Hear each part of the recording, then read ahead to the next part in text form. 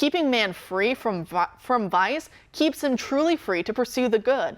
Not only is he obstructed from that when enslaved to sin, but also the social distress and decay which flows from it necessitates a need for a large and overbearing state to swoop in and micromanage the daily life of its citizens. Because unlike the moral and educated man suited to self-government, as John Adams describes, the sin slave shackled to his vice is unable to do so. And power-hungry tyrants in government like to keep them that way, pacified and needing them. But now Andrews is handing off the baton to the American Conservative's new managing editor, Jude Rousseau, who explains how, quote, gambling liberalization, especially in the digital age, is a race to the bottom in his first big feature for the magazine titled Runaway Horses. Joining us now to discuss is the man in question, Jude Rousseau, managing editor of the American Conservative. Jude, thanks for being here tonight.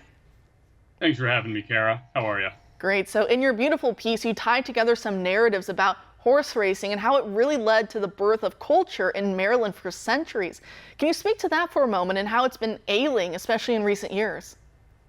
Yeah, I'd love to. So Maryland is the first state that had English-style thoroughbred racing. It was brought here in the middle of the 18th century.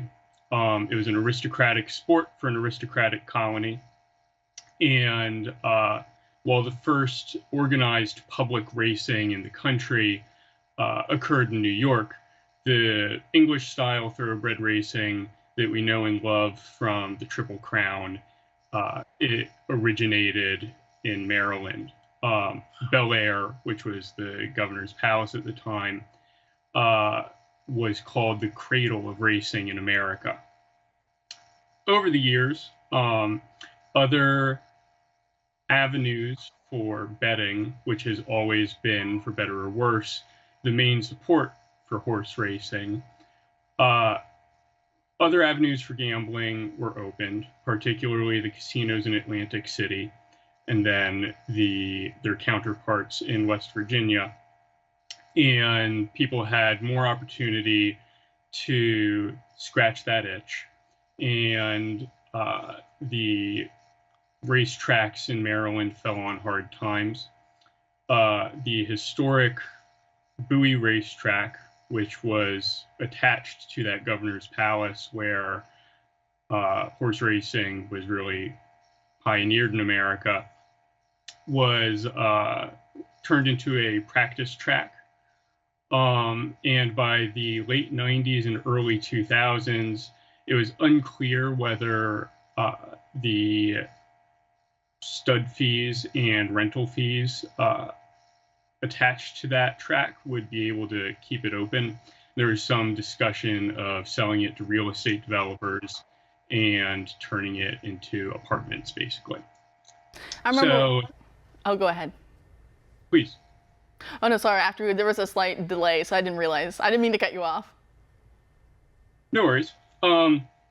So under Governor Bob Ehrlich, about 15 years ago, there was a push to bring slot machines to the tracks, which was defeated on its initial push.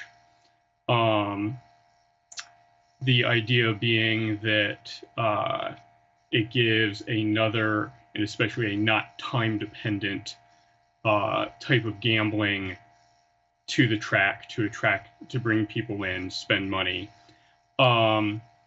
In 2013, I believe it was, they finally got slots on the tracks, but even at that point, there were discussions of closing Laurel or Pimlico, which are the two big historical tracks that are still in use, Pimlico being the home of the Preakness. So pretty much every move towards gambling liberalization, towards easier ways to spend your money this way off the track, have existed in tension with the tracks.